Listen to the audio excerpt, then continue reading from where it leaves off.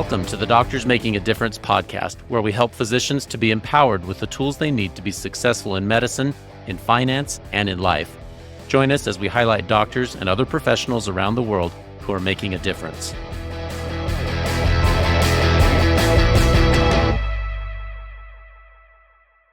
Most guests on this podcast are doctors, and most of the physicians practice in the United States of America. Today, we have the opportunity to hear from an Australian dentist. So a little bit of a change from our normal course. Dr. Sasha Rutnam is an Australian dentist with over 30 years of experience, and she is super passionate about the dentist or physician-patient relationship, how to maintain relationships over time, and some of the correlations that happen between medicine and dentistry. So today, we get to learn what we can learn about medicine from the perspective of an experienced dentist halfway across the world. I'm super excited to have Dr. Rutnam as a guest. I think you'll really enjoy this episode. Today's an exciting day on the podcast. We get to have a dentist. We've never had a dentist on the program. I'm very excited to welcome Dr. Sasha Rutnam. Dr. Rutnam is an Australian dentist. She's in Sydney, Australia, and I think it'll be very interesting to hear her perspective on dentistry and medicine and how they correlate. Again, the podcast is called Doctors Making a Difference. Dr. Rutnam, we talk a lot about physicians who make a difference around the world. We're going to talk a little bit about your perspective as a dentist who's also engaging in that important work. So would you mind introducing yourself to our audience in more detail? Thanks, Peter. So I'm a dentist based in Sydney, Australia. I am a general practitioner. I do mostly general dentistry. I live and work in the area, so I'm 5 minutes away from my practice. And now I'm up to my fourth generation of patients. So great grandkids coming through. And I love what I do. I'm still working because I love what I do. I've done this for 30 plus years now. And we do a little bit of high-end services like orthodontics and surgery and implants. But the bread and butter of the practice is general dentistry.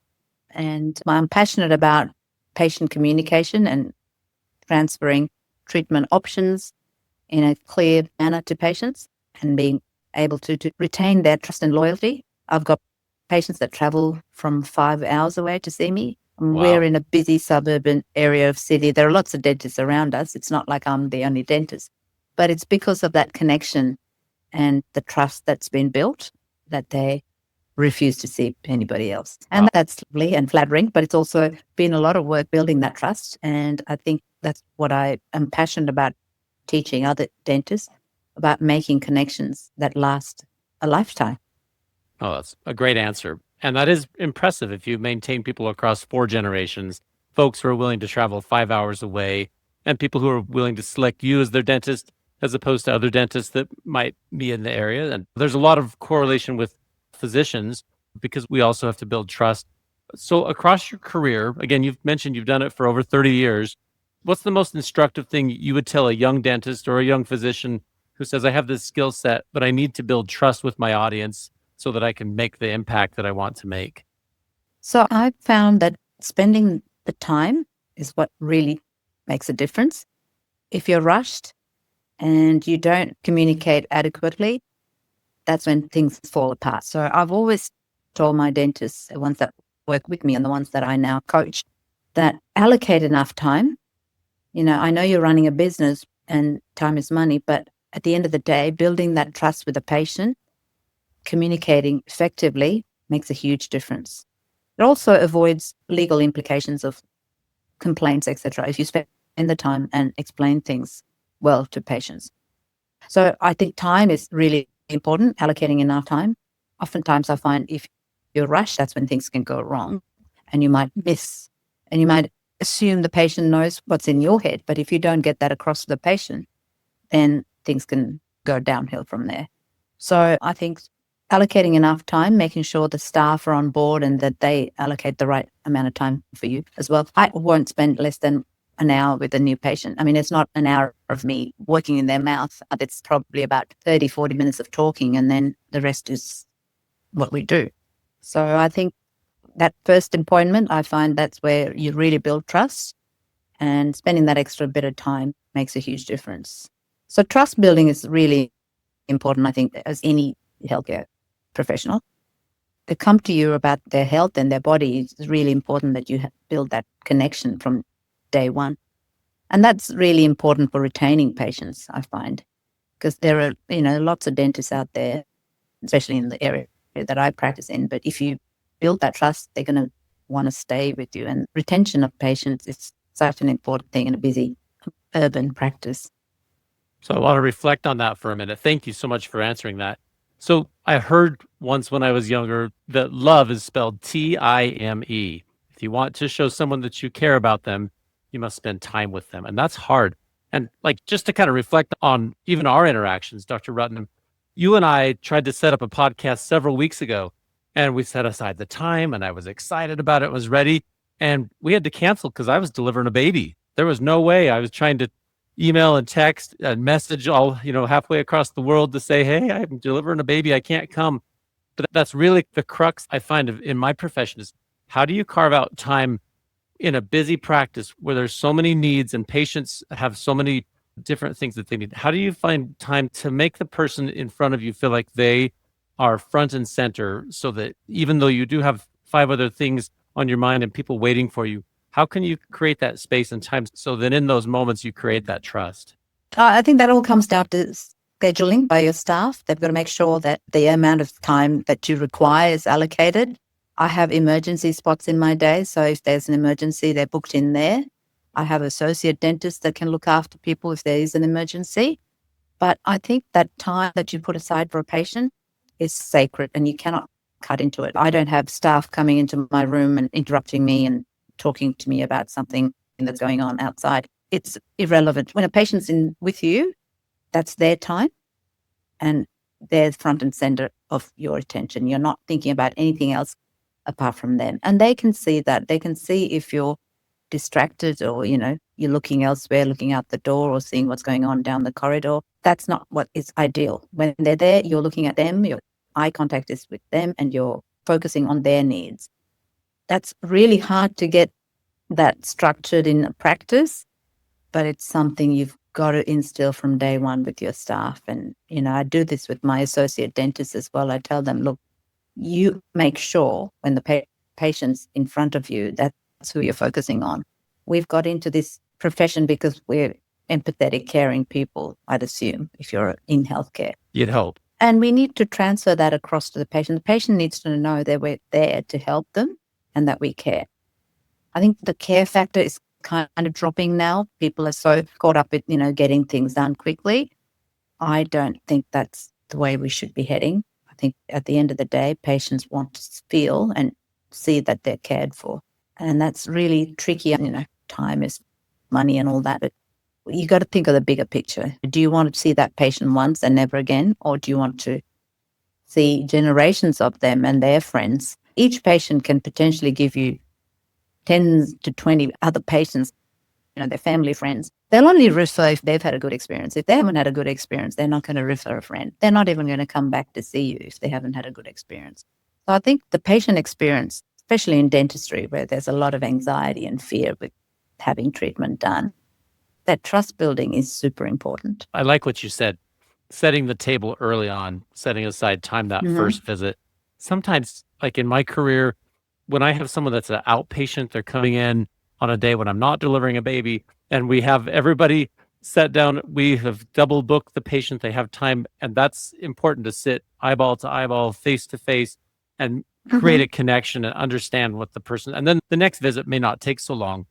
It is challenging though, because there's so many distractions in medicine. I just like what you said. It's important for the person who spent their time and taken time off of work or whatever it may be to come in and be there and realize you're my top priority right now.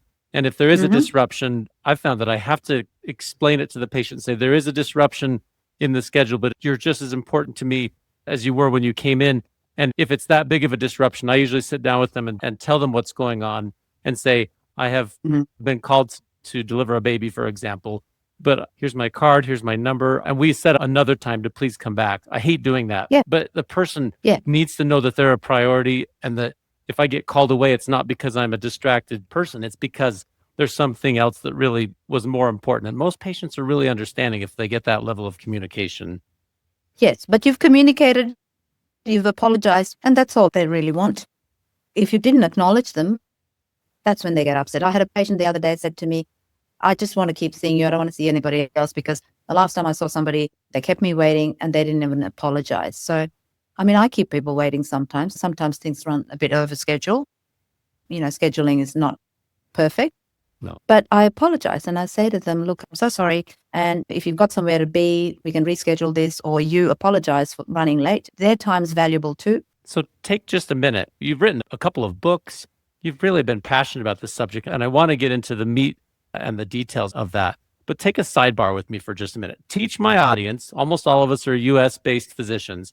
How does the dental care system and the healthcare system work in Australia? Most people who listen to this have never been to Australia. So if I want to go to a dentist in Australia, do I have to have medical insurance? Is it covered by government? Is it private pay? What's the structure like? Just give us a little bit of dentistry 101 for someone who's never been to Australia. So unfortunately, I suppose we're very similar to the US. We don't have a state-funded dental service. We have a couple of dental hospitals in the whole of New South Wales, which is our state, and we have a few clinics that offer free dental service, but it's a long wait. So there's a huge demand for it, and there's not enough dentists or facilities to be able to cater to all of the people that don't have private insurance or are within the low socioeconomic group. They really do struggle. So we do have issues with people that can't afford private dental, having dental problems and not being able to see a dentist. The patients that do go see a dentist regularly would have private health insurance. The majority of them would, and they get rebated a portion of the costs, not all of it. And some patients would go see a private dentist and not have health insurance, and they just pay everything out of pocket. So it's mostly private. So there's no public system for dental, unfortunately. No, thank you for answering. The second question is that people have curiosity about how many years of schooling does it take to become a dentist in Australia? In the US, usually an undergraduate degree followed by 4 years of general dentistry. And then a lot of people will do additional training to become an orthodontist or an endodontist or whichever of the subspecialties of dentistry. How does that compare to the Australian system? So the current system is some of the dental schools are postgraduate and some are undergraduate. So when I went through, it was all undergraduate. So you finished your schooling and you went straight into dental school. You spent 5 years in dental school and then you got registered.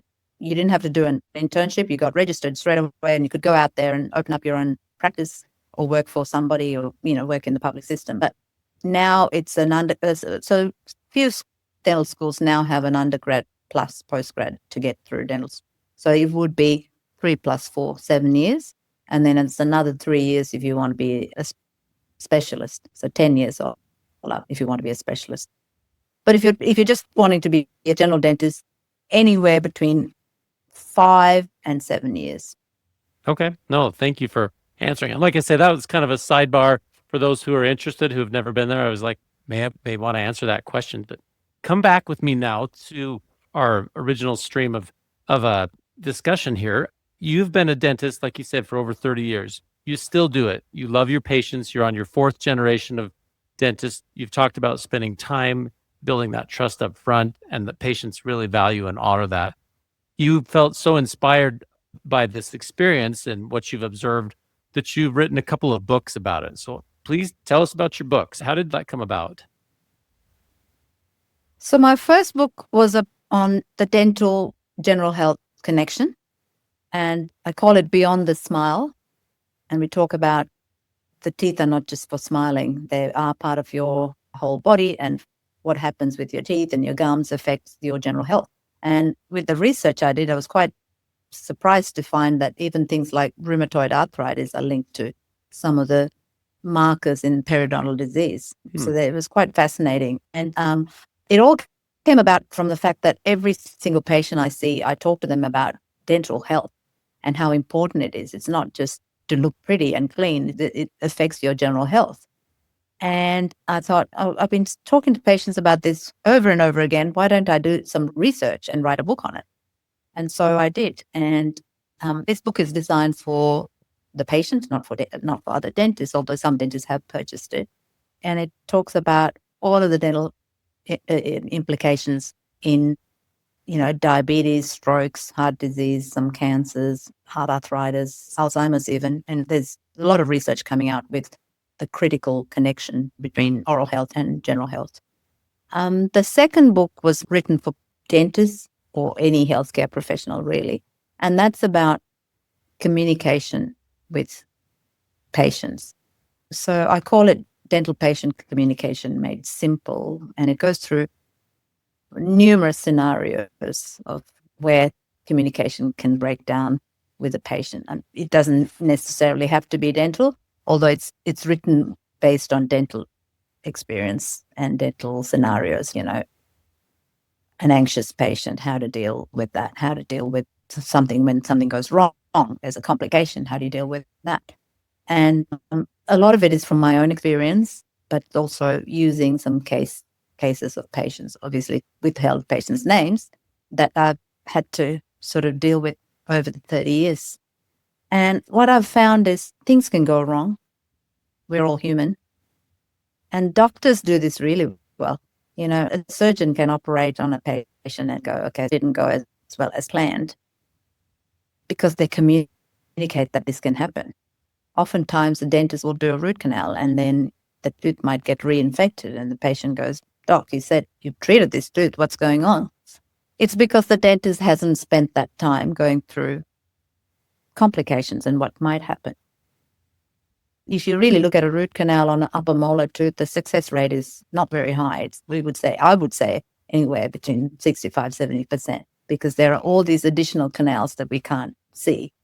We've got CTs now, so we can see a little bit more, but it's still not adequate. So it has quite a high rate of failure, an upper molar. That needs to be communicated to the patient before you start the procedure or before you book them in for the procedure, because they need to go in knowing that there's chance of failure. They need to know about things that can go wrong during the treatment. An endodontic file can break within the canal. And a lot of dentists are in such a rush to get things started, they just jump in. All right, you got a sore tooth, it needs a root canal, let's go. Let's do it now. And that's when things can fall apart. So I don't ever start treatment on the day. I'll give them time to think about it. I'll give them written consents, verbal information, and get them to think about it before they even start the treatment, as you would in the medical field. Nobody goes in and has a knee reconstruction done on the day that they have the consult. So, I think dentists operate differently. We're so keen to pick up a drill and start on the day. And this is something I've been coaching a lot of dentists to do, sort of spend the time, explain things to the patient before you actually do the treatment. There's 2 points you hit on that I think really reflect some of my experience. Number one, when patients go see a surgeon, for example, and they come back and say, I don't know about this person. They have, we didn't agree, or I don't like the way his socks look, or something that they don't see eye to eye with. I always tell people, try to see the person that is going to be your surgeon or your proceduralist as a human being and come to understand, where they're coming from. But at the same time, you must have that relationship of trust, because there will be a certain percentage of people that have some kind of complication. And if you already thought that the person doing your surgery was a bad person or a jerk or was mean, you're going to immediately say in your brain, I shouldn't have done it with Dr. So-and-so because I knew he was a jerk from the beginning. Yeah. But if you already have that level of experience, I know and trust this person, Dr. So-and-so, I know she would help me no matter what, and she'll be there with me through the thick and the thin. I will trust this doctor, he or she, to take me through this experience. That it just really helps people, because you go into it with your eyes wide open, but there's this level of trust and an honor and mutual respect. And then if there is a complication, instead of saying, well, it was that lousy doctor, that lousy dentist, you can say, this person did their best, and I know they'll help me through the complication in it. I would never tell a person to go ahead and do the surgery on an elective case if they really didn't like the surgeon. It's better that they have that level of trust. I agree. Yeah. So just what you described so is important, Peter. Yeah. The other one I was going to say is, how you talked about that overall health and body connection. I think we are trying very hard to transition from on health questions, from going from just treating the what, or what's going on, to try to figure out the why. We're always trying to figure out the why something happens, but there's so much disease that really is based on our interactions with our microbiome, with with our general interaction with the microbes in our environment. And it starts with the mouth. In most cases, people have a first interaction with the outside world with their skin or their mouth or their nose or mucous membranes. And so if your mouth is really infected and you've lost your natural barriers and your natural protections, you're going to be susceptible to all sorts of disease. And I think we see it as healthcare practitioners, but I do think that's maybe even more important than we realize as physicians, how important that overall interaction with with the outside world is. And our mouth is really key to supporting that. Absolutely. And I really wish more medical practitioners would send their patients to get their teeth checked. Unfortunately, because it's not subsidized by the government, it is an expensive exercise in Sydney.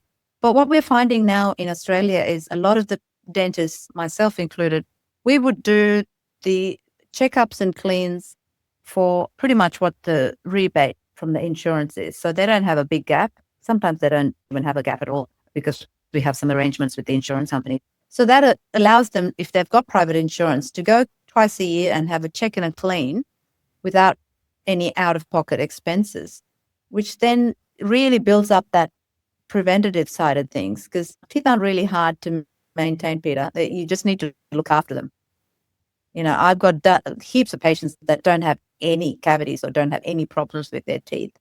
And it's not just luck, it's teeth deteriorate from plaque and damage from bacteria. If you haven't had fluoride in the water, yes, of course, that's going to make a difference. But prevention is always going to be better than trying to fix something, and it's less expensive as well. So we're really trying to push the preventative side of things by keeping the costs down for patients. I think that's made a huge difference, because it used to be 10 years ago quite expensive just to go for a regular check and clean. But the market's just been so competitive that everybody's now doing it at a very low cost. Oh, that's wonderful. So, yeah. Before we hit record, I told you my son is doing mission work in New Zealand. And so that's a lot closer to where you are than where I am now. But I was thinking of a dental story about him. When he was about a 7-year-old boy, or maybe 8, we went to the dentist and he had 7 cavities. It was so many cavities, and it cost over $1,000, and he had to go back to the dentist 3 times. And it was just this major thing, and we realized that he was at the age where we were asking him to do some of his own brushing, and he was supposed to floss, and he had not been flossing his teeth. And so we made a commitment, okay, in our family, we floss. And from that time forward, he didn't have a cavity again for, I think it was 12 years after that. He didn't have a single cavity. And that was the one difference he made. He just started flossing his teeth. Yeah, I'm like, see, flossing. it worked, Josh. That was so funny. Yeah. So people don't realize why dentists recommend flossing, but without flossing, Peter, you're only cleaning 60% of the tooth surface. 40% of the tooth is in between other teeth. So you've really got it. That's only one way to get in there, is you've got to mechanically get in there with floss or any alternative to floss. You can't use just a toothbrush. No, it makes total sense. I appreciate you're a champion for prevention. I'm a primary care doctor, so it sings to my heart. I love it. Let's shift for just a second. I want to talk kind of as another segment here about, if you're a busy physician or dentist and you're listening to this, it would be easy to say, sure, that's relationship building, that time taking, these kind of soft skills that Dr. Rutnam is talking about. They're really nice for someone that's in private practice, or they're really nice for somebody else, but I'm busy. I've got to do X, Y, and Z. Why would you say that something like these relationship building and kind of sort of soft skills actually are beneficial for business? Because a lot of people feel like time is money. How could I can spend more time doing root canals or my procedure and not so much time investing? Why would you say that those skills actually do impact a person's overall business proficiency? Yeah, good question, Peter. Now, if you're working in the public system and you've got 30 patients that you need to see and get out of pain, and you'll never see them again, that's different. You can afford to just jump in there, do the job, and not build a relationship. But if you're in private practice, the key to building a private practice is referrals, more patients, right? And one thing that's going to help you build a practice is getting a good reputation. That dentist really cares. That dentist is gentle. They looked after me. They got me out of pain. Nobody's going to go out there and say that dentist was so cheap and affordable. That's not what people want. They want somebody who cares for them, looks after them. So I think that's the key to making your practice stand out from others, that extra level of care. That's what I've done with my practice. And it's, it grew to a point I had to sell it to a DSO, unfortunately, because I just couldn't manage it. It was so big. And that's purely from just being, I'm not going to say I'm the best dentist, but I think I'm a good communicator. And that's what's really built the practice. It's just people knowing that when they come to see us, they get the level of care that they want and they're happy to pay for it. That's the other thing. You can charge a little bit extra for your consultations if you want, just to get them. If you're worried about, it's not a business savvy decision to spend an hour with the patient, you could. But I think long term, what you're going to gain from that is kind of a lost leader almost. You're kind of spending the time and not making that much money in that first visit. But long term, you've got them loyal. They're also more likely to do more and look after their teeth. If you spend an hour and tell a patient they need to do such and such just to maintain their dentition, get an implant, whatever, they will do it because they have built that trust with you. If you've only spent 5 minutes with them and then you start saying, hey, you need this and this, they're going to go, no, you're just upselling. So it's really important to spend the time and explain why they need things as well, because dentistry is very different to medicine. With medicine, you're in pain, you've got to have a gallbladder removed, you've got to have it removed, right? With dentistry, if they're not in pain, they'll defer. I think that's where explaining things clearly and spending that time. I'm a real big believer in spending time. I really hate being rushed. It's easy for me to say I'm in a private practice in a fairly affluent area where people can afford to pay us. But I think you can take this across to everywhere. Like even if you're a surgeon, I have patients come back and say, I saw this orthopedic surgeon. He didn't even look at me. He just said, okay, we're booking you in to operate. You probably see a lot of that as well, where they might go to him because he's the best guy, but they're not going to send people there. They're going to go, oh, that was a terrible experience. I think you have to have a little bit of, it's what we call chairside manner, and you in medicine, it would be bedside manner.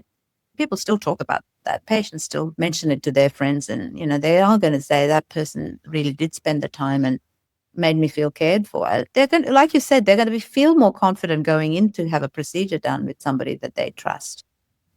I'd be the same. Yeah, me too. I think one way I heard it phrased is that emotional IQ it matters more than your intellectual IQ every day. Yeah. And it's much more correlated with success in business, success in relationships, success in friendships. In every way, emotional IQ seems to really be at the core of human interaction. So understanding how to deal with another person, and that has to be the core of how we start those relationships. Even if somebody's not really naturally adept at making new friendships, if you just spend the time, look at them in the eye, talk to them, ask them what's important to them, even just those few minutes are valuable. And I can think of hundreds of patient experiences where they've gone to a specialist and had a wonderful experience, even though they only got to spend a fairly brief time. And I can think of just as many experiences where the person was aloof and they started just immediately listing all the expensive things the person needs to do. And the person often does not carry through with the needed healthcare because they were so put off by that experience. So I do think what you're describing kind of goes around that kind of emotional IQ learning that we all need to work on. It is a skill that we can work on and hone, I believe. I also feel that the younger patients, they're looking for more of that. In the past, I guess you just go and you see the dentist and you just grip the chair and hate the whole experience. But, the younger generations, they're expecting a bit more than that. They don't want it to be a forced thing. They need to feel comfortable. They need to feel valued. I think they're a lot more aware of EQ. Oh, yes. No, I totally agree. That emotional intelligence. Absolutely. Yeah. Well, so as we kind of come toward the end of this, tell me, are there any final lessons or thoughts you would want to leave? If you say, okay, I'm talking to a whole bunch of physicians, US based physicians, what can we learn from the dental chair? Are there any other lessons you would want to teach us or leave behind? So this is interesting. I'll tell you a story. I was at a school function. I was sitting next to another parent, and he was an orthopedic surgeon. And he said to me, "Tell me, Sasha, how do you work on patients while they're awake?" Because he doesn't have to touch a patient Right. until they're anesthetized, right? I said to him, I turned around and said to him, with great difficulty, because what we do, it is with great difficulty we work on our dental patients. It's not easy. Patients don't like having things done in their mouth. Nobody does. They're awake for it, and we're doing microsurgery on a little tooth while they're awake. That's really not a very pleasant experience for the patient, and it's a very difficult experience for a dentist because you're doing this teeny tiny little, within millimeters of a job while you've got a very anxious patient. So you're managing their anxiety as well as trying to do the job properly, microsurgery. So it is with great difficulty that dentists practice every single day, which is why we do have a high rate of burnout. But I think surgeons don't realize that they've got the patient asleep. So, you can focus on just the job, whereas we're focusing on the job as well as trying to manage the patient's anxiety. And that's really very difficult. Oh, yes. No, that is very difficult. The podcast is called Doctors Making a Difference.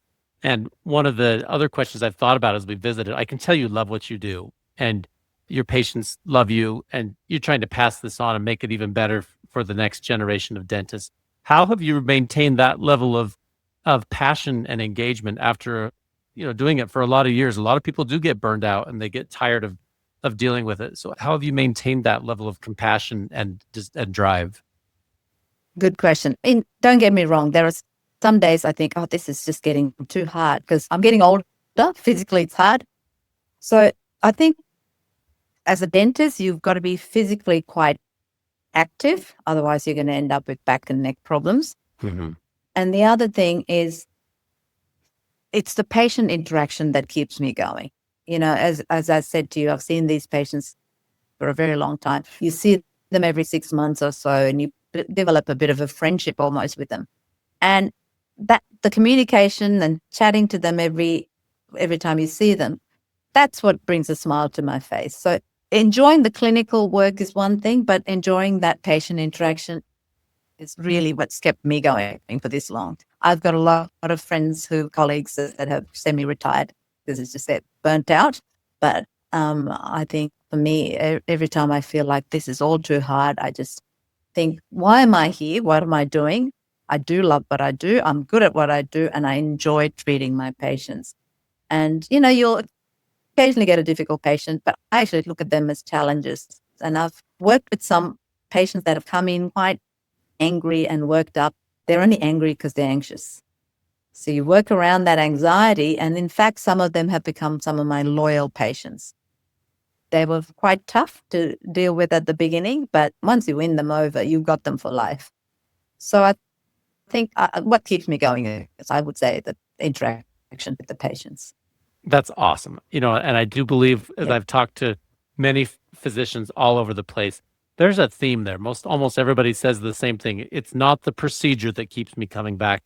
It's the patients and this genuine care and love that I have for these people who've entrusted me with their care. And I can tell you have that love for your patients. And I think it's great. And I appreciate you taking the time halfway across the world to teach us what we can learn from the dental chair, from an experienced dentist from Australia. And it's just been great. So thank you. And I wanted to give you a chance to talk about where to find your book, where to find if somebody wants to communicate with you or connect with you, where can they find you?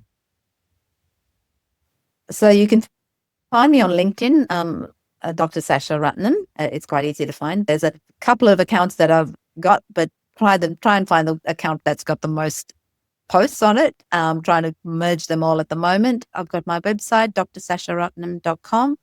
And so there's my email on that website. You can always email me. And I'd love to connect with people all over the world. We're so lucky now with social media and the internet, connections all over the world. It's great. Yeah. Thanks again for taking the time to teach us. And I hope you keep in touch, and good luck with the rest of your endeavors. It's just really great what you're doing. Thank you so much. Thanks, Peter. I forgot to mention the books are available on Amazon. It's the book on dental health link or critical connection between the two is called Beyond the Smile, and the book on patient communication is Dental Patient Communication Made Simple, and that's on Amazon as well. That's fantastic. Thank you again so much for sharing that. I appreciate it. Thanks, Peter. Thanks for tuning into the Doctors Making a Difference podcast. And thank you for what you do to help your patients and your community. Your work truly helps so many people. We produce this content to help you have the tools you need to stay in medicine and to highlight the amazing work being done by physicians around the world.